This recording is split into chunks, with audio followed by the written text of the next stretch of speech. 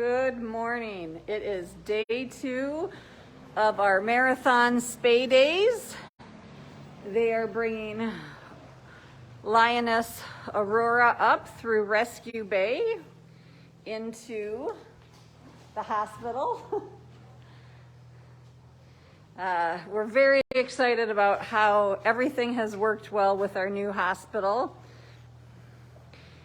and getting cats from their holding areas into the hospital safely and comfortably. And there's our portable anesthesia machine, which is what we take them back down with so we can keep them on isoflurane gas the whole way until we get them to their room. The staff is coming in to prepare to get her out of her crate and on the scale.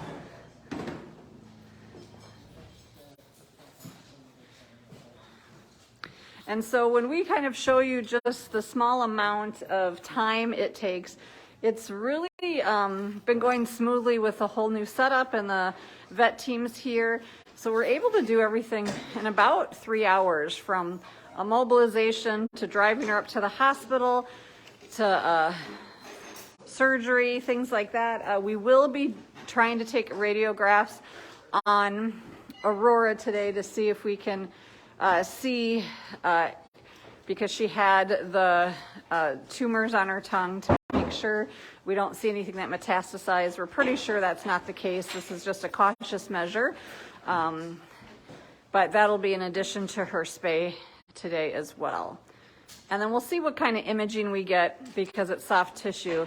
So if imaging isn't giving us our clear picture, we're gonna just go directly then into the spay versus taking too much time on radiographs. But we will do a thorough exam on her tongue and lips and everything again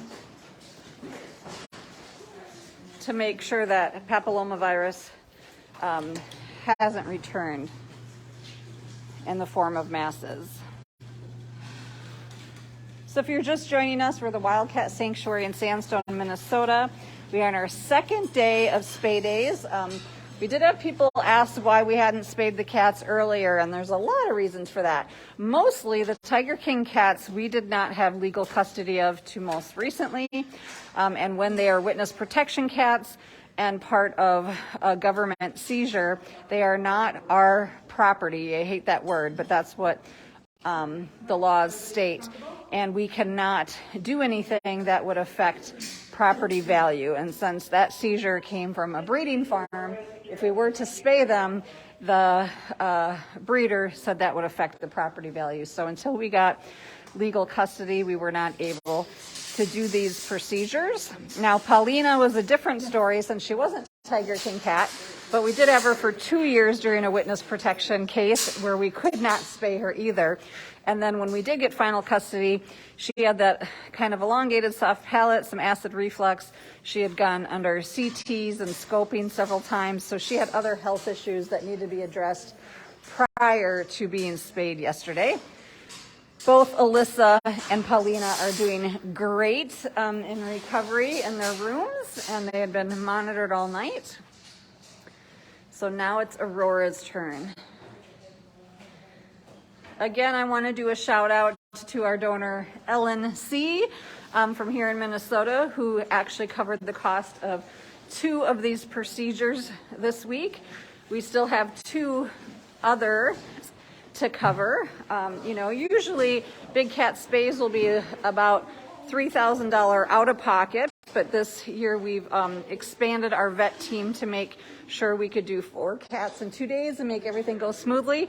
So we're about $5,000 out of pocket for both cats, for meds, pre-op meds, post-op meds, vet time, equipment that we have, things like that. So $5, $10, $100 goes a long way in helping us always be able to do these procedures.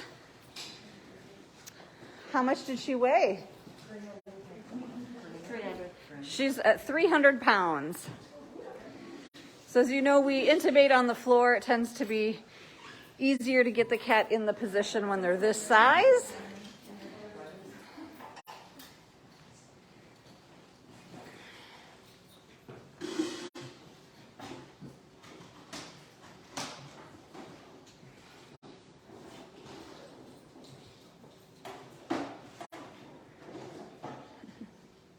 You can actually see, I don't know in this light, some of her rosetted pattern.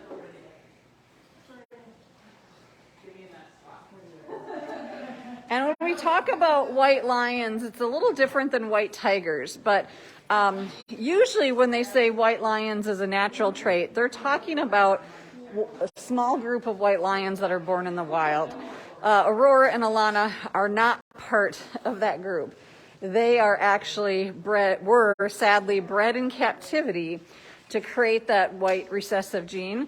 They definitely have been inbred.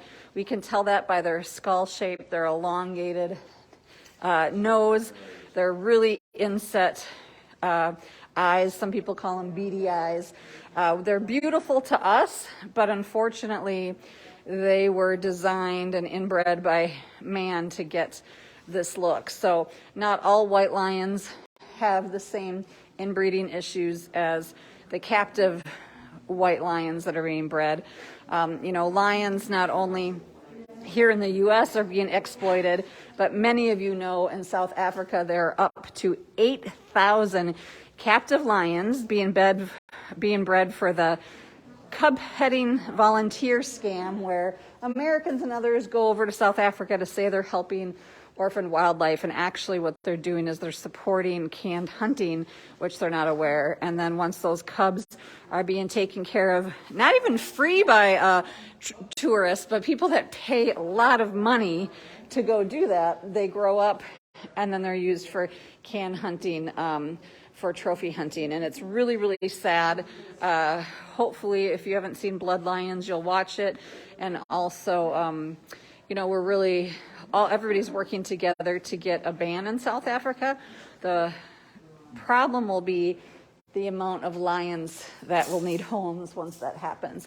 So not only is a ban important, but there has to be an infrastructure in place to care for, sterilize, and maintain that captive lion population in a compassionate way through the rest of their lives. So it's not a small task. Here in the U.S., our numbers of captive exploited lions probably are not that high, but we still have the problem here in the U.S., not so much for canned hunting as it is for entertainment, cub petting, and private collections. So sometimes we're no better here in the U.S. when we kind of cast shame on other countries for how they treat and participate in the wildlife trade. And so we really need to clean up our own act in our own backyard. And we're thankful that seizure of the Tiger King cats was one step closer to doing that.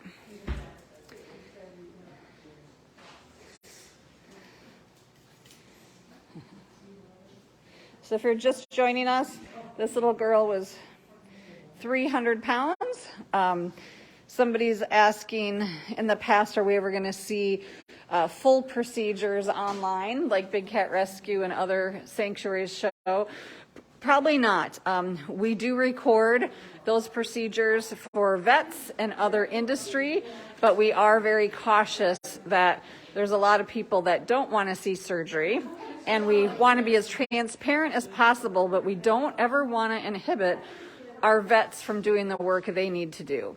And as you know, there's a lot of people, especially when we're talking about cats like this, that have former owners in the cub petting and breeding industry that want to pick apart everything. And our job is to care for the animals, make sure we're doing right by the animals, making sure our vet team can respond in any way they see fit to do everything right. And so we probably won't put those on. And part of it is some of things can be very graphic, and a lot of people don't want to see that.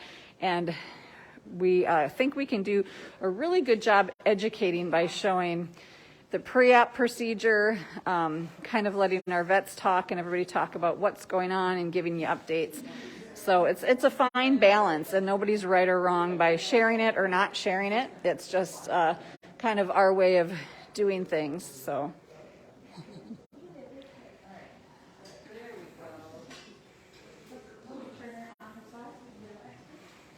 what size tube did they end up using? 14. So she has a 14 intubation tube for anybody in the vet or medical field that likes to know that information.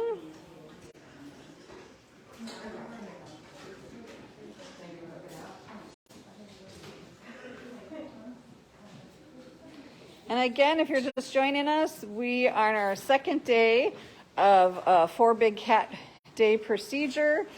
We have our vets here. We have an extended vet team from out of state, all here to make sure that we can do 4 cats. We're kind of always up against winter, and we don't want to do spays in the cold of the winter for a lot of reasons.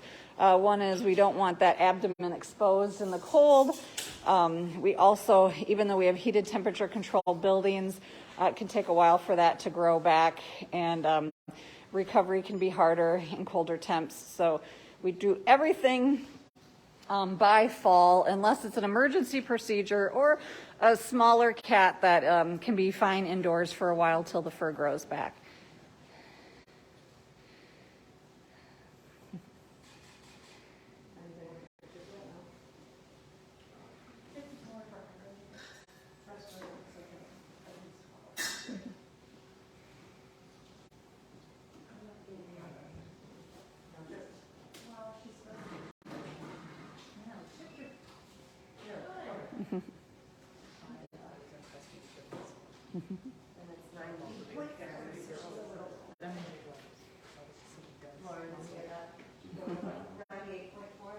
So the other thing that we did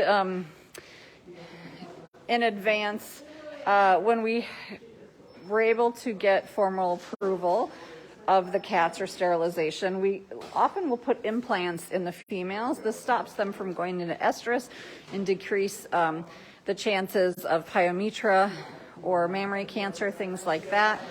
And then we do remove that when we do the spay. So sometimes if you look at Kimba and Sophie, the lions we have, Kimba's vasectomized, Sophie was not spayed. They came to us in their teen years, so we have not spayed Sophie. And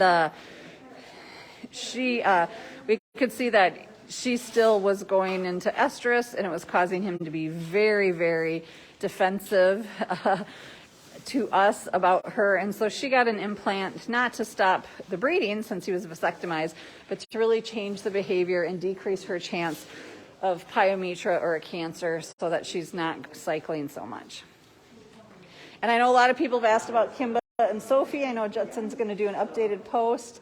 I don't know if he has yet. So Kimba and Sophie, you haven't seen them on live post quite a bit because the caretakers are actually designing kind of a winter habitat for both of them.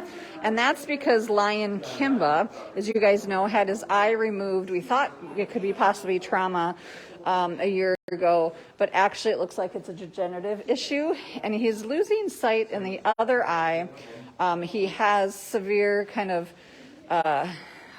arthritis in his knees, and so we don't want Kimba to have any troubles in the winter. And we know that degenerative issue of blindness and things like that. I'm going to step back.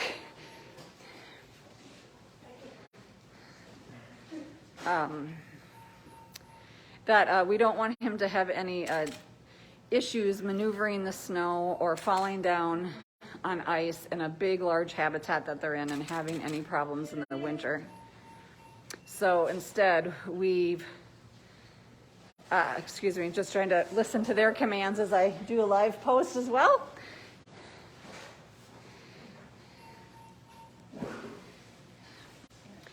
So you'll see Kimba and Sophie in the near future. Judson's going to do a live post.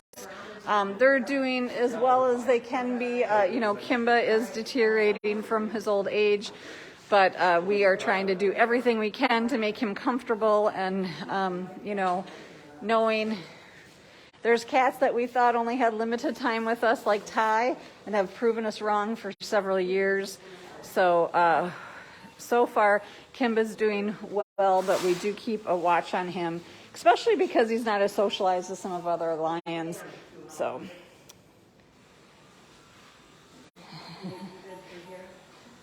So they're going to be setting the catheter going to be processing that one radiograph. I'm going to come around this way, see if we can see our beautiful girl's face at all.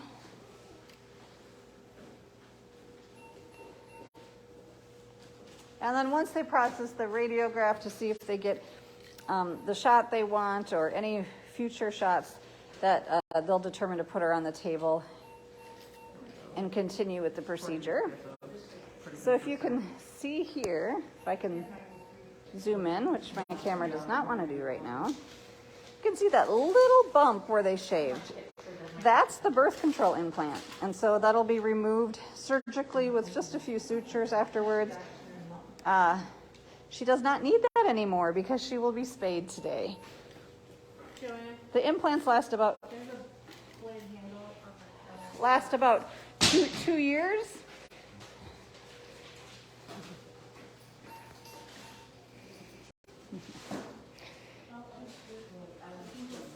And these girls are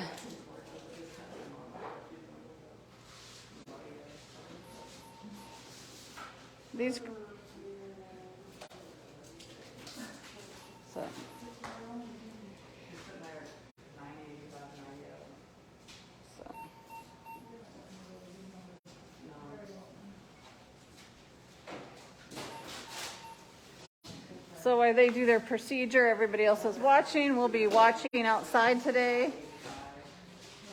And we're gonna, we will sign off while they do this, and we will check in a little later. Thanks everyone, we'll keep you posted.